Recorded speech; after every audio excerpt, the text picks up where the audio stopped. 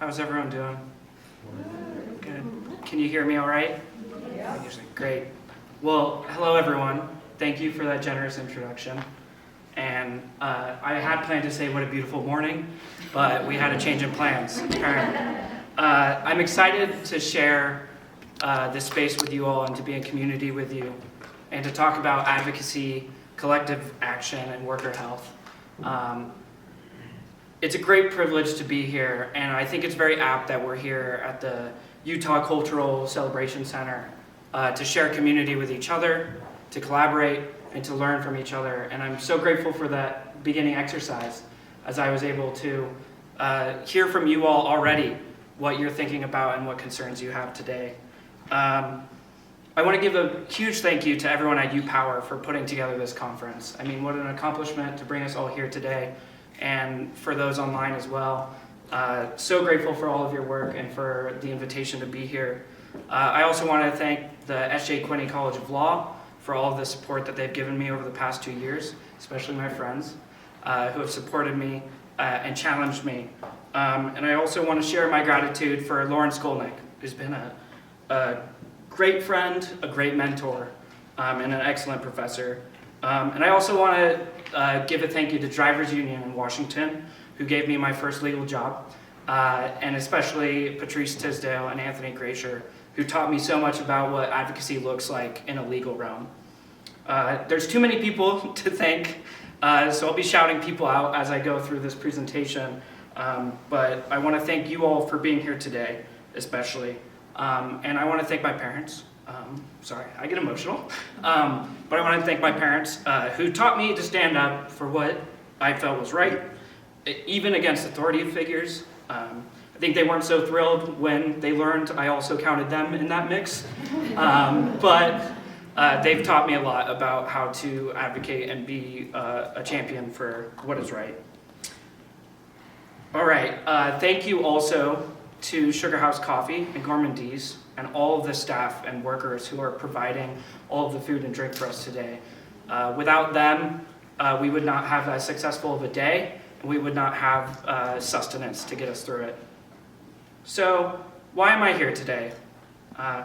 You were told a little bit about me, but I'm very lucky that my path brought me here to Salt Lake City.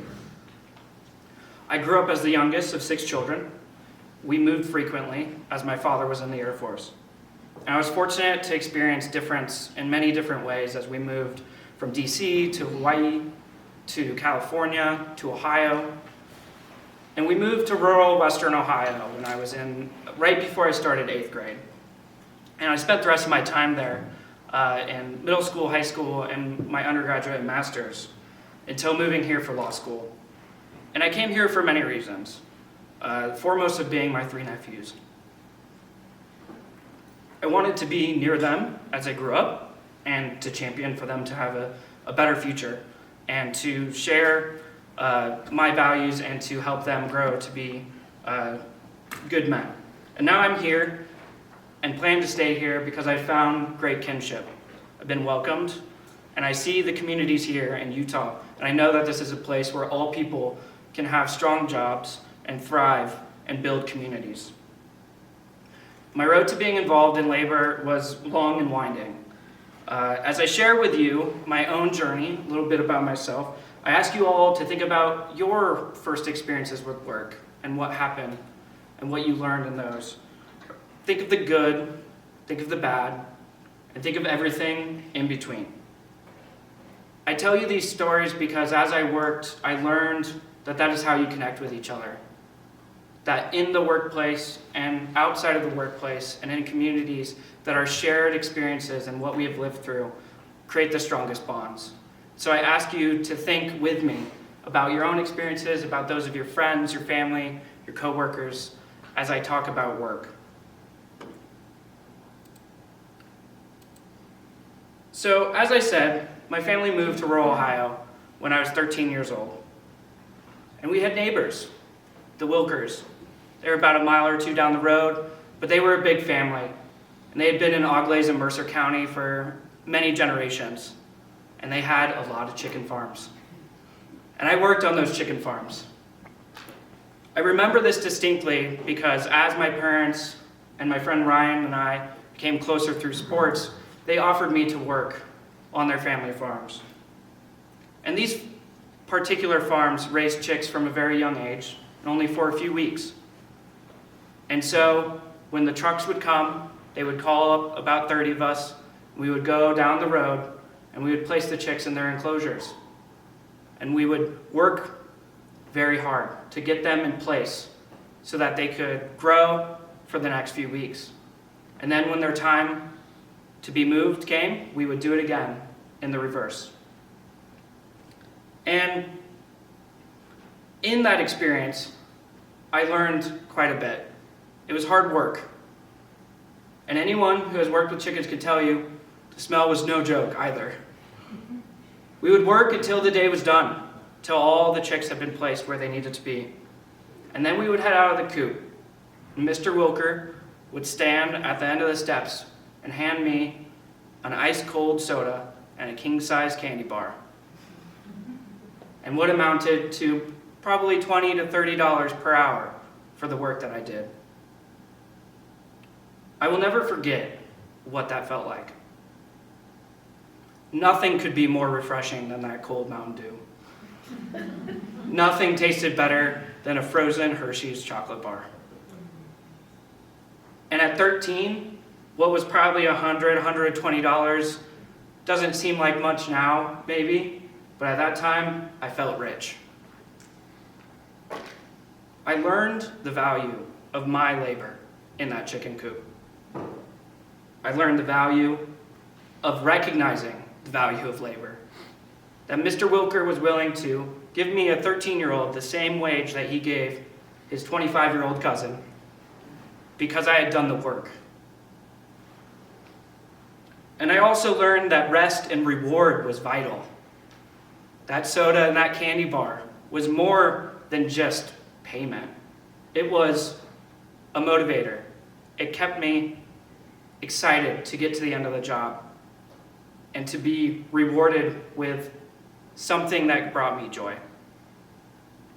And this formative experience has stayed with me till this day. And it will stay with me for the rest of my life and has set me on the path that I'm on.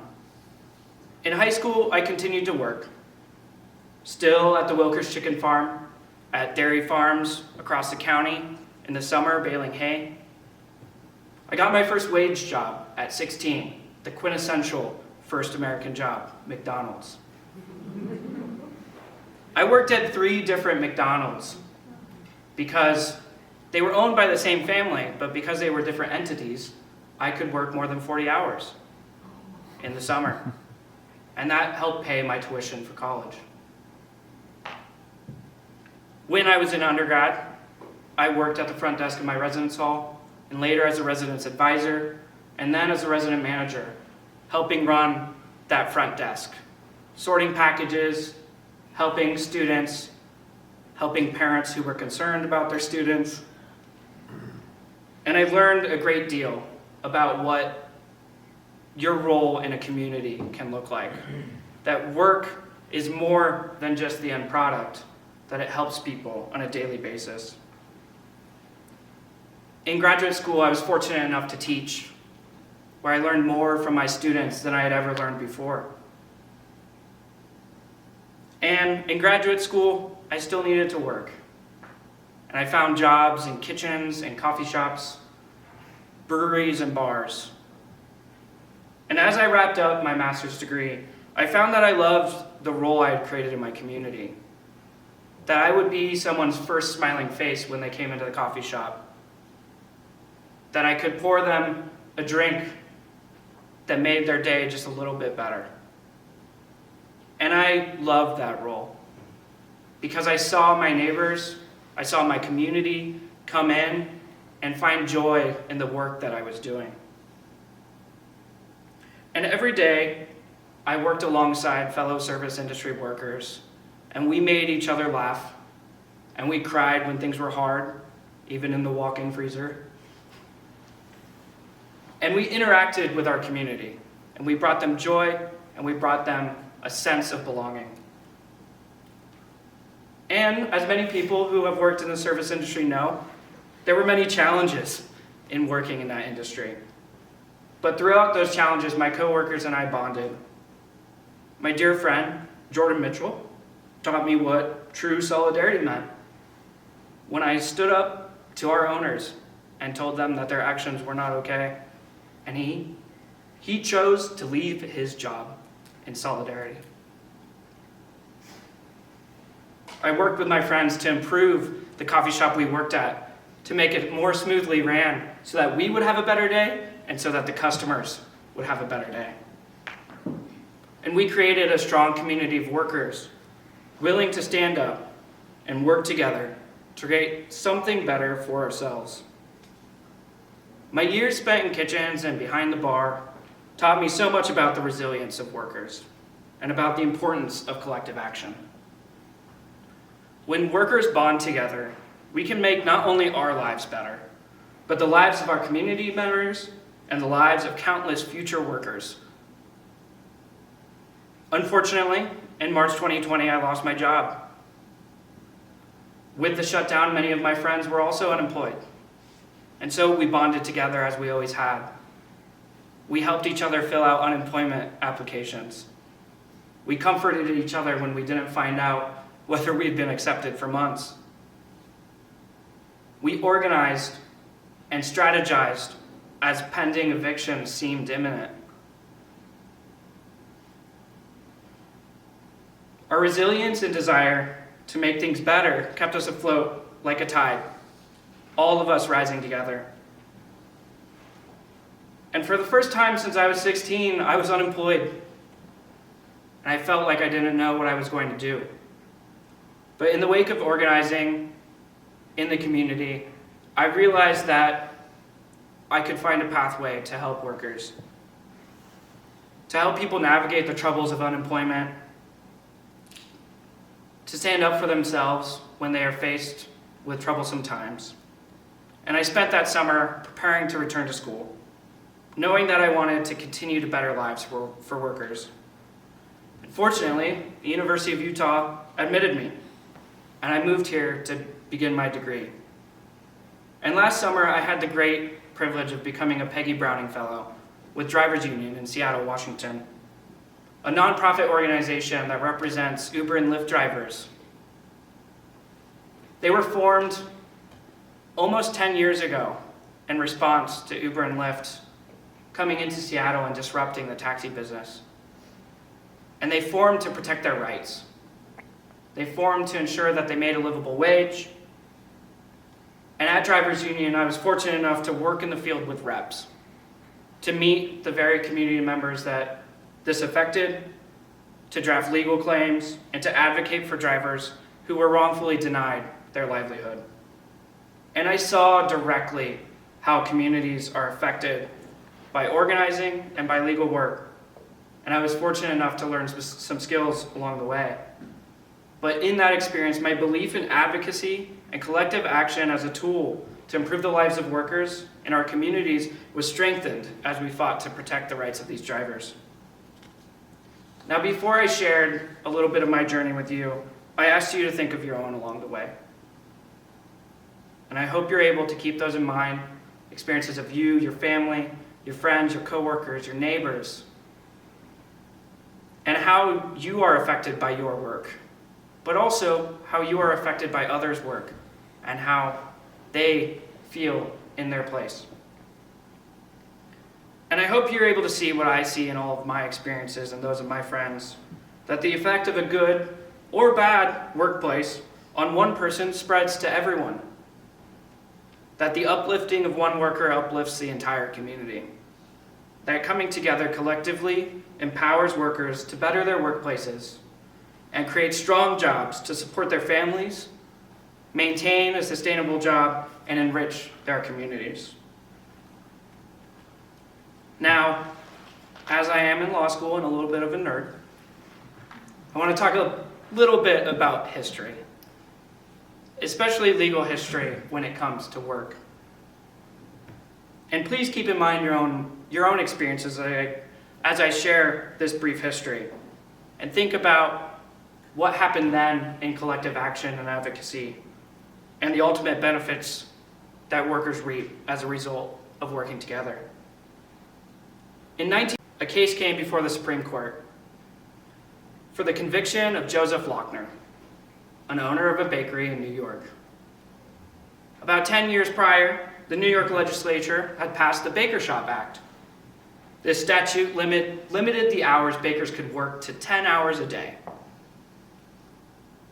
And Lochner had been fined and convicted twice for violating this law. He appealed on the basis that it was infringing on his right to contract under the 14th Amendment. In a 5-4 decision written by Rufus Peckham, who you see here, the Supreme Court held that the general right of an employer to make a contract in relation to their business is part of the liberty of the individual protected by that 14th Amendment and due process. The right to purchase or sell labor is part of this liberty, unless there are circumstances that exclude the right. Interestingly, the court spoke about the fact that the Baker Shop Act was not a health law, but was an arbitrary interference into the individual right of employees and employers to contract. The court was alluding to the fact that states had been allowed to regulate hours for smelting and mining, speaking about the health concerns of that work, but finding that the same principle did not apply to bakeries. However, both Justice Holmes and Justice Harlan wrote dissents. Holmes spoke to the will of the people, to work fewer hours and to allow state governments to make their own decisions as to the proper governing of their people. And Justice Harlan spoke directly on the issue of worker health, that bakers breathe in particulates as they bake, and that bakers died younger than other workers, and that was attributed to their long hours and their unsafe working conditions. However, the majority opinion stood in a 5-4 decision that the concept that the freedom to contract outweighed state interest in protecting the health and welfare of the workers. Now, in 1937, the court effectively overturned Lochner in West Coast v. Parrish, a case in Washington state about minimum wage regulations for women and men, or women and children. Elsie Parrish was employed as a maid at a hotel, the West Coast Hotel.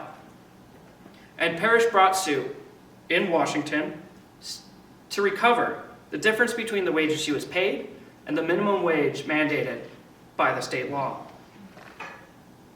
The West Coast Hotel attempted to defend the suit based on the logic of Lochner, that this infringed on their right to contract.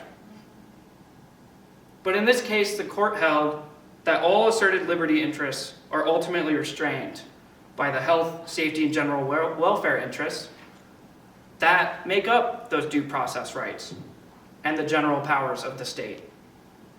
The minimum wage laws were passed to promote the health and safety of these workers, and so the regulations embody those very principles of due process. And to hold that states cannot regulate in this way would deny the protections that were afforded to women and children in these laws. Now, this change in the courts mirrored a similar change that was happening in public opinion, in economics, and in politicians in the early 20th century. Amidst the Great Depression and a shift in policy at a federal and state level to protect workers, as antitrust legislation was passed and used as a weapon against workers, the legislature and executive branch recognized the need for change. Franklin Delano Roosevelt's administration completely transformed the landscape of employee protections through the New Deal. While the initial New Deal project focused on relief, recovery, and reform, in 1935, the plan shifted as the National Labor Relations Act and the Fair Labor Standards Act of 1938 revolutionized workers' rights in the United States. The NLRA guaranteed the right of workers to engage in collective action and collective bargaining.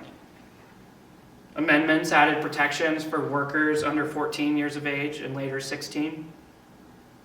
It established wages for mechanics and laborers working on public works, enforced standards for motor carriers, merchant marines, and more. The NLRA also established the National Labor Relations Board, an agency tasked with enforcing labor law and overseeing collective bargaining. And the Fair Labor Standards Act of 1938, which you can see FDR signing here, established the basic standards of work we now are most familiar with. The law established a minimum wage, maximum work hours per week, the standard 5-day work week, overtime pay, prohibition of labor for certain minors, and prohibition of minor labor in dangerous professions. Many of these standards still apply and survive and have been improved by amendments. And later on, the passage of Title VII of the Civil Rights Act of 1964, the Age Discrimination and Employment Act of 1967, and the Americans with Disabilities Act in 1990 continue to bolster worker rights.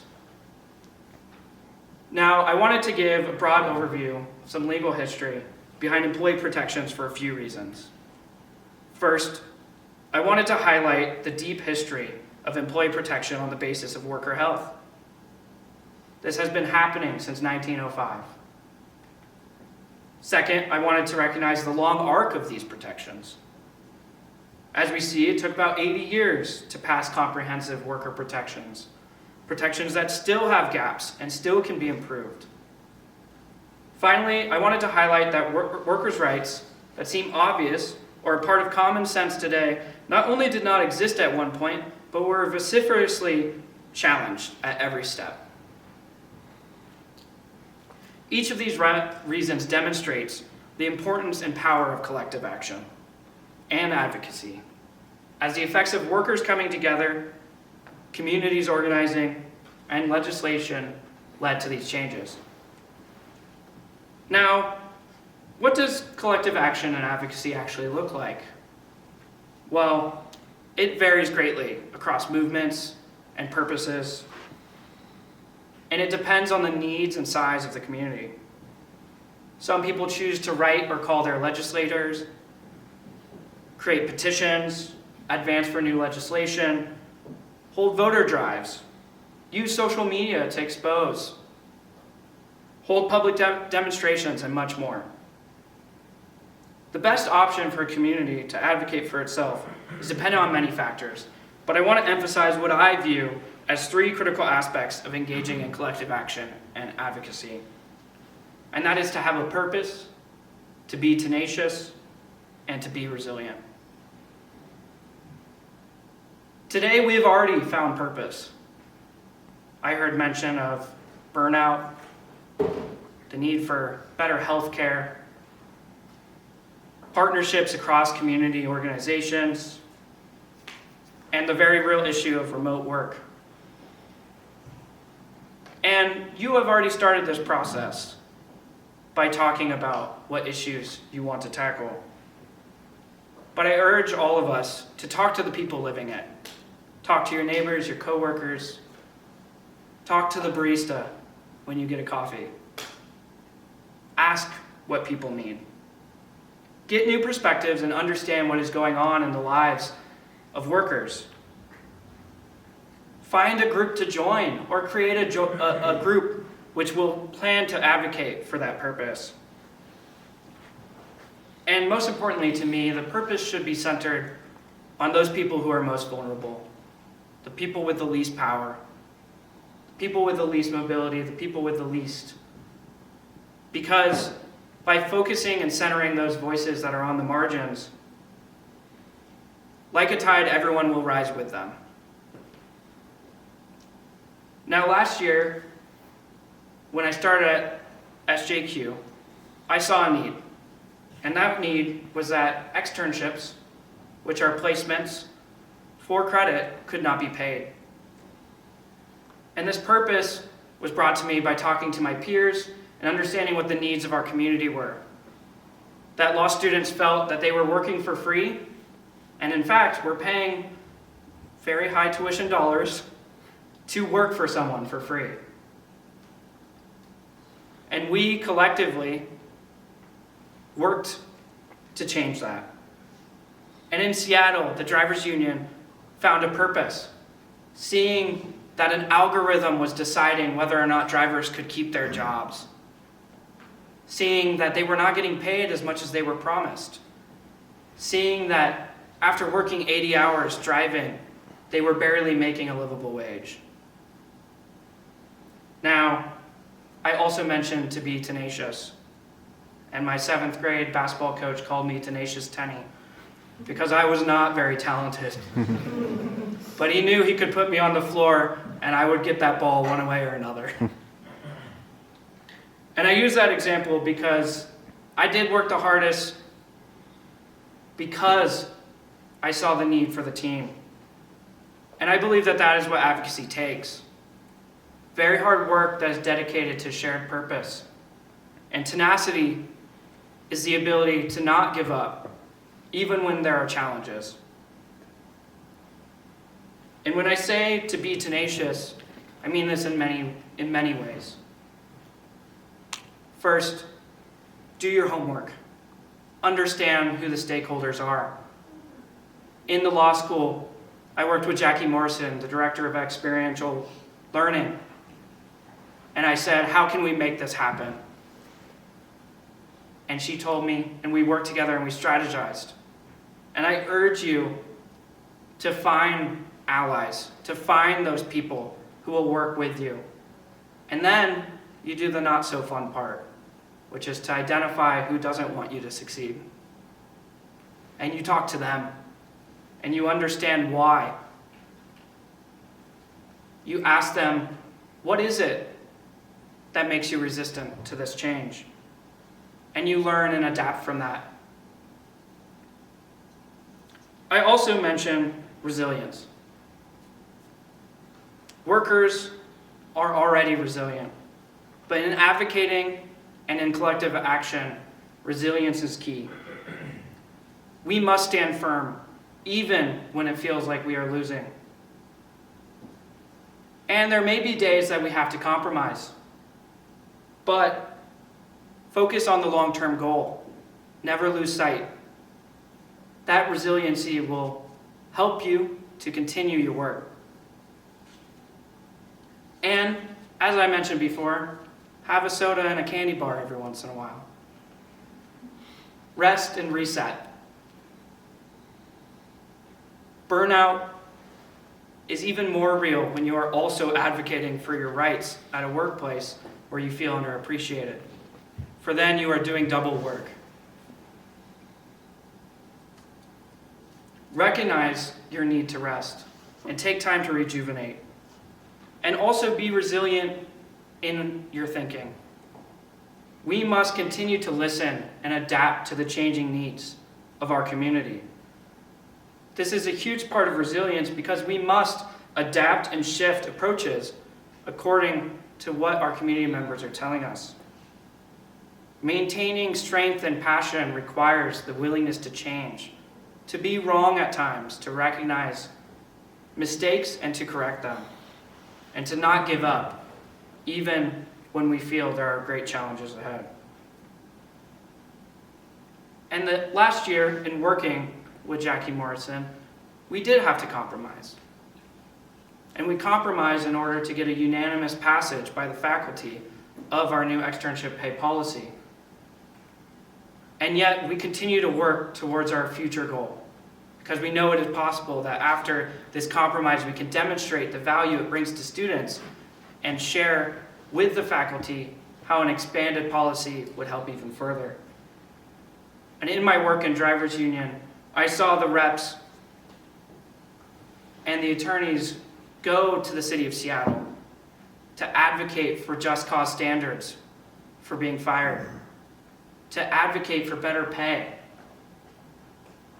And that compromise resulted in state legislature passing a law that makes Uber and Lyft drivers in the state of Washington the best paid drivers in the whole world. Because they went to the table and they have not let go of the larger vision. Now, what are the benefits of collective action and advocacy?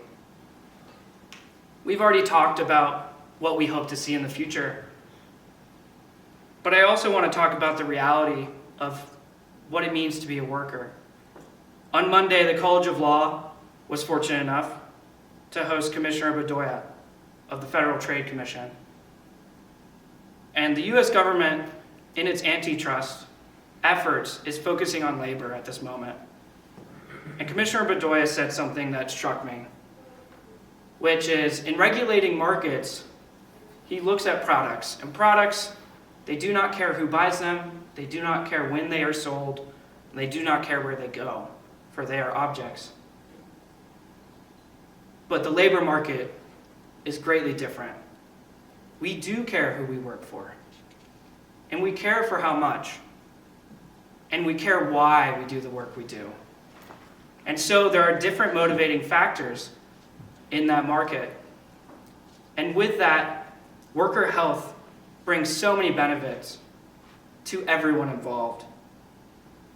There are so many aspects of worker health. We've already talked about a few, but the one that I always focus on from my own experience is wages. Is there a livable wage?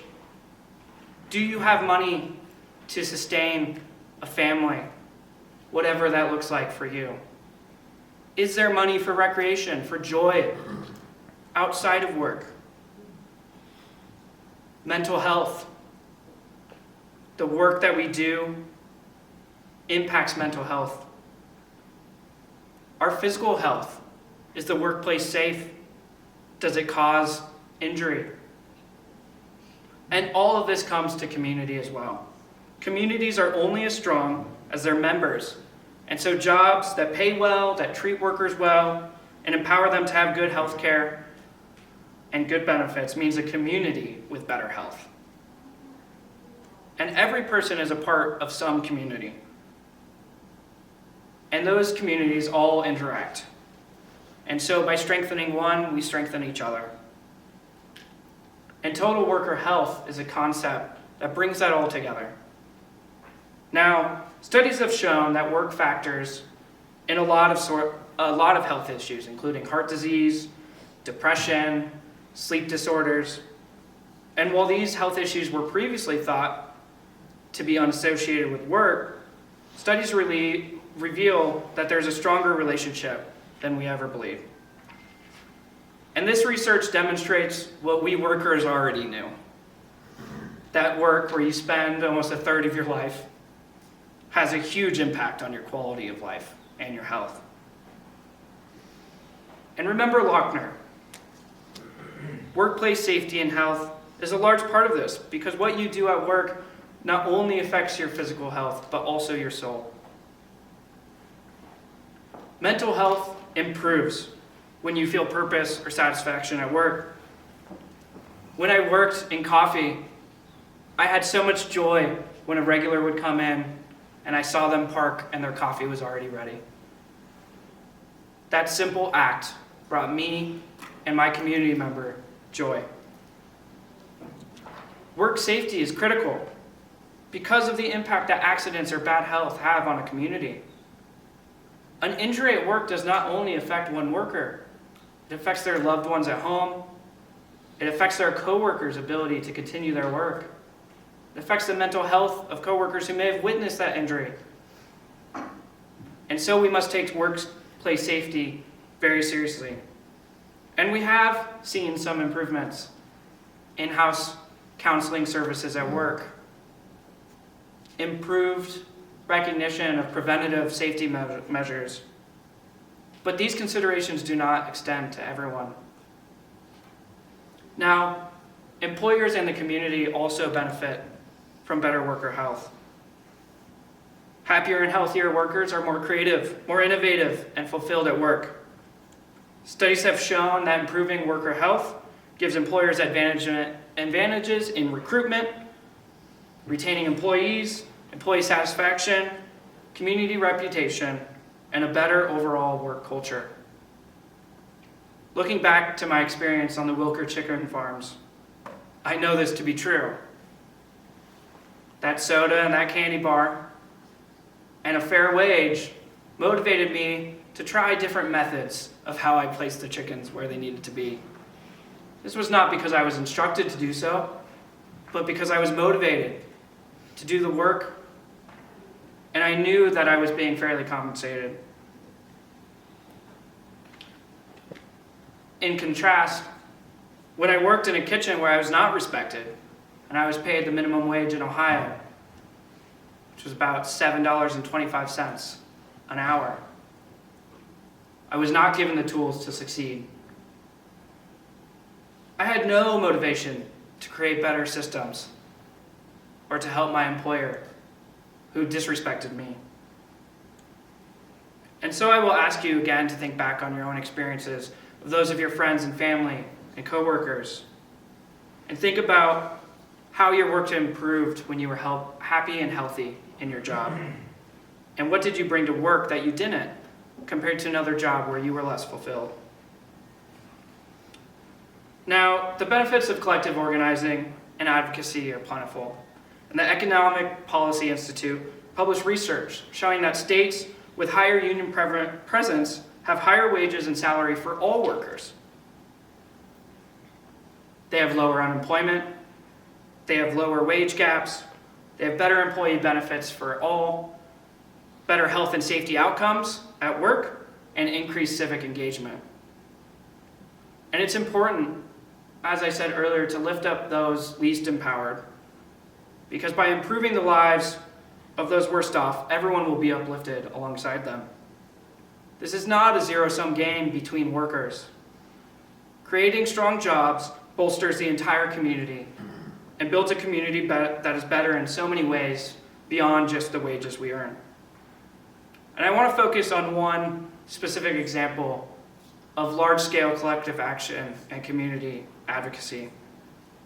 As my friends know, I'm a huge baseball fan. And in 2020, Advocates for Minor Leaguers was formed to advocate for minor league players who made as little as $4,800 a year. And their job involved long days at the field, 16-hour bus rides to get to a game, and being paid as little as $5,000 a year for 6 to 9 months of hard work.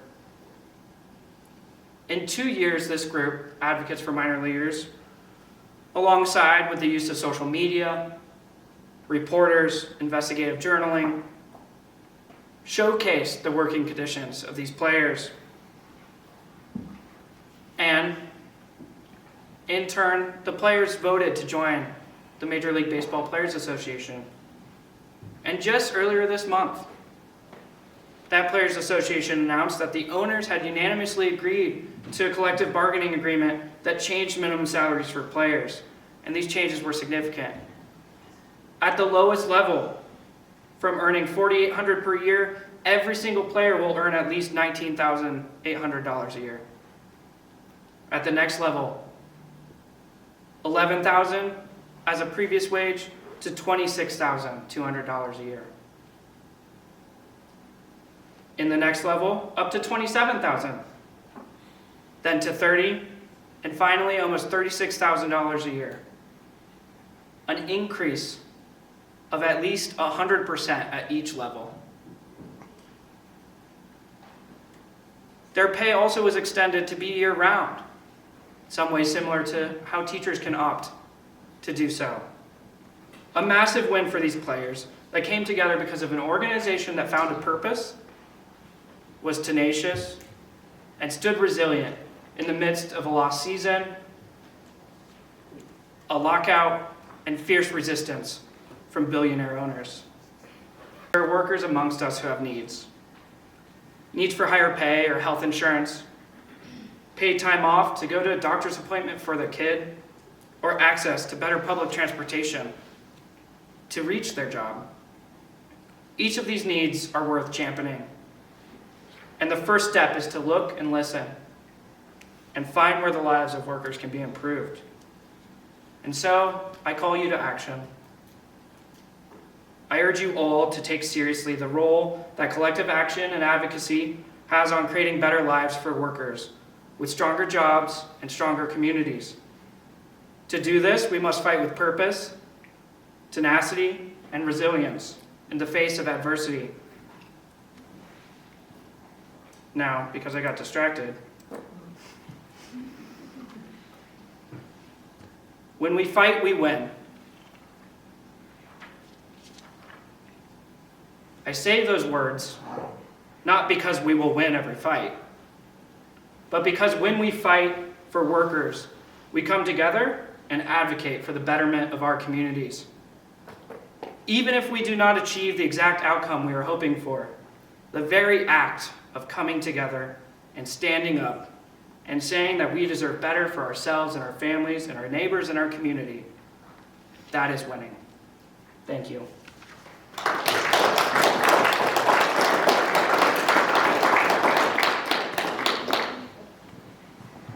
think we're doing questions too.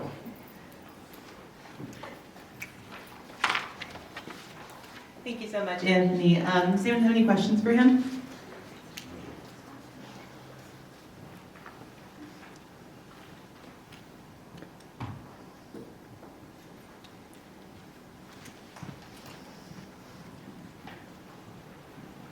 Thank you for that. I don't want to infringe too much on some things I know you're going to talk about later in the day, but I wonder if you could share a few details about your work with the drivers in Seattle and where you started. You shared the victory, which was a big one. And I'm wondering if you could talk a little bit about how the conversation started and some early things you did that you think were important to the eventual victory. Yeah.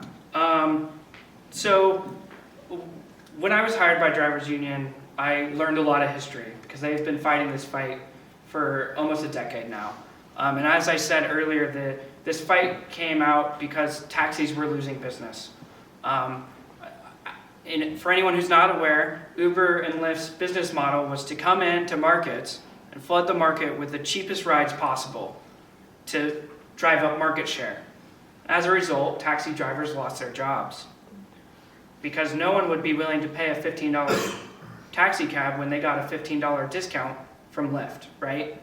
And so, as these drivers lost their business, they began having to drive for these companies.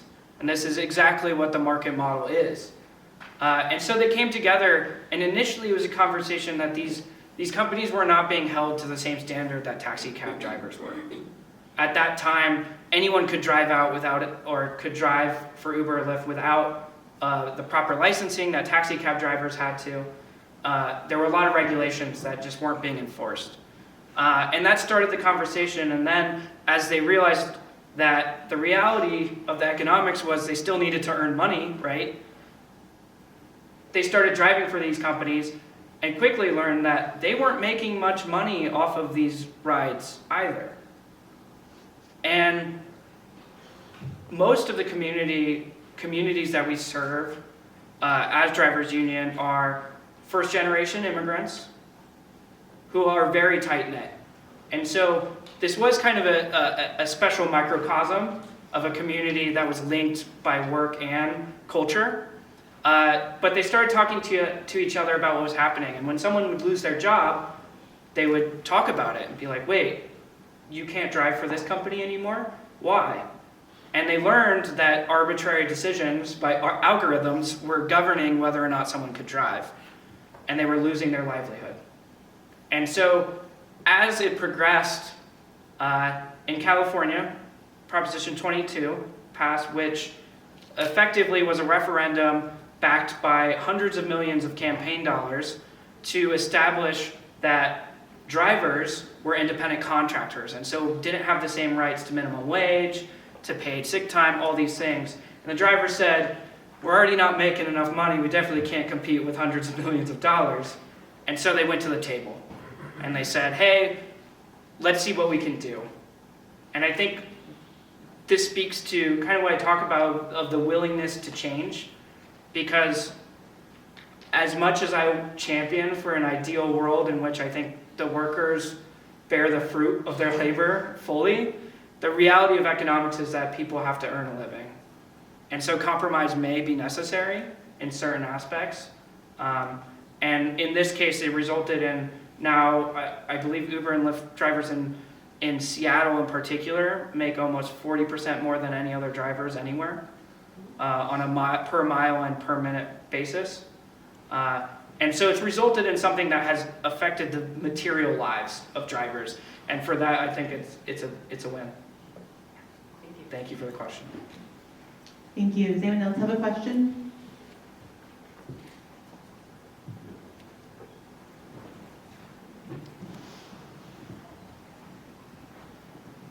I don't know where I'm standing. Do you have any recommendations for how employees, so like we work in public health, how do you recommend that employees better advocate for themselves? That's a big question. I think it starts with talking to each other.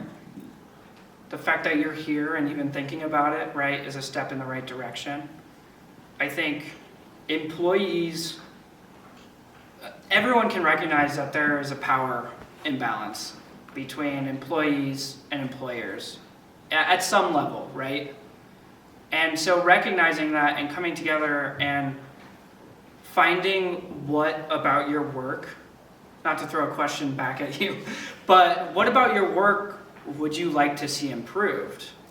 And that first question to each other will do a couple things. I think you may realize, okay, that's just a pet peeve of mine, and maybe not a broader goal. Or to harken back to a lot of social consciousness raising groups in the 70s and 80s, recognize that this was a problem that was shared by everyone, and so it really needs addressed.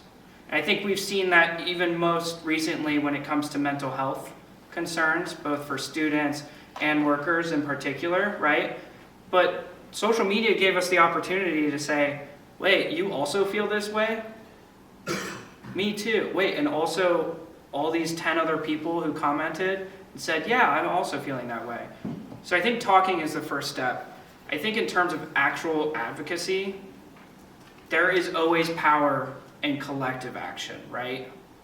Going in alone and saying, hey, I don't think you're paying me enough. It's very different than 20 people telling someone that none of them are getting paid enough, right? Because there's solidarity, because there is even psychologically an understanding that it's not isolated from the other side. And I think those are two crucial first steps. And I'd also love to talk to you after if you have more specifics. I don't know if that fully answers your question. Well, that's great. Okay. Thank you. I have another question over here.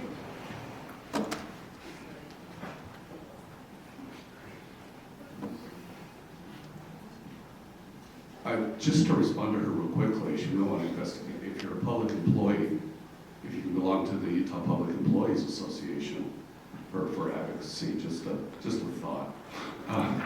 Anyway, in your history, you mentioned child labor laws and things like that. I'm just wondering your response to the states now that are rolling back child labor protections, and if we started to see something like, how does federal law,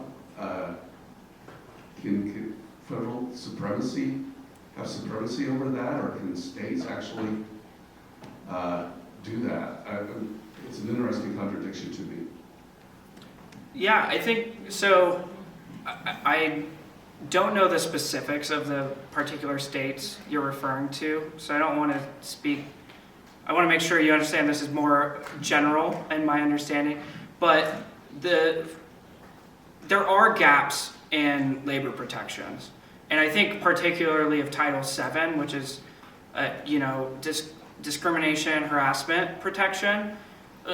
Title VII only applies to employers who employ 15 or more people, and so this gap happens where you can employ fewer people and get away with some of these things, as well as if you designate people and misclassify them as independent contractors, you can also do this.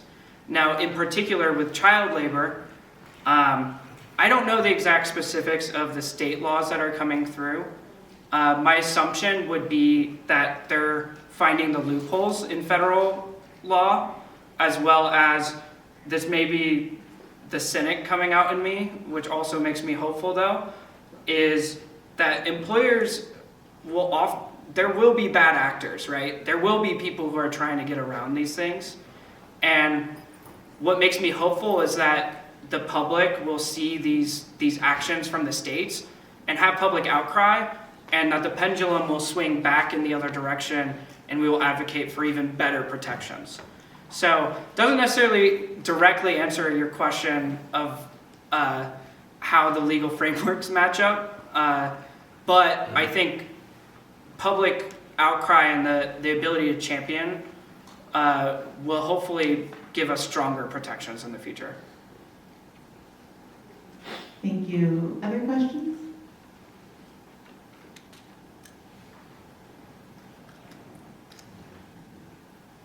So I loved hearing about your comments about how issues are raised and how they're raised in a community first before approaching people that can help and any sort of legal counsel.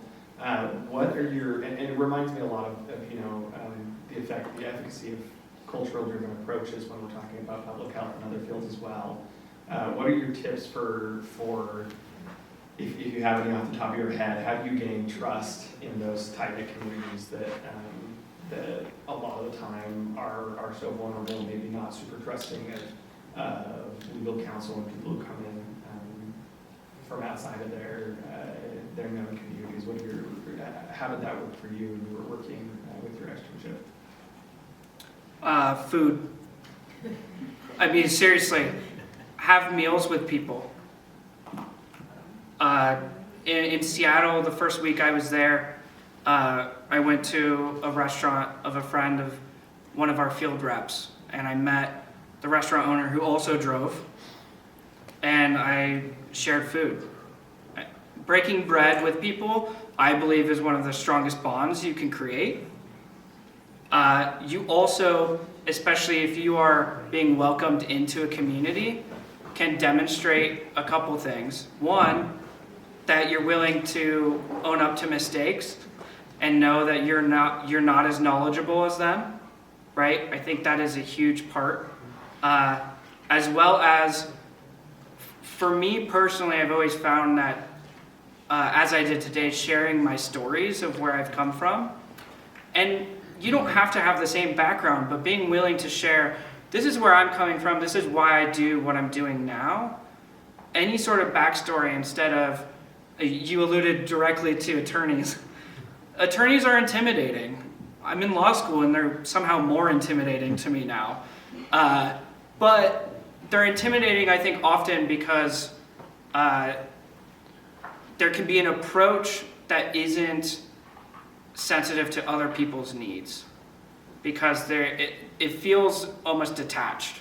And that, I think, in my experience, is when I've seen people really shut down and not trust people who are going out to do work. As if there's any feeling of detachment from the work, any lack of passion, that can be, basically the end of it for you. So gave you some good things and one really bad thing, I guess. So yeah, thank you. Thank you. Other questions?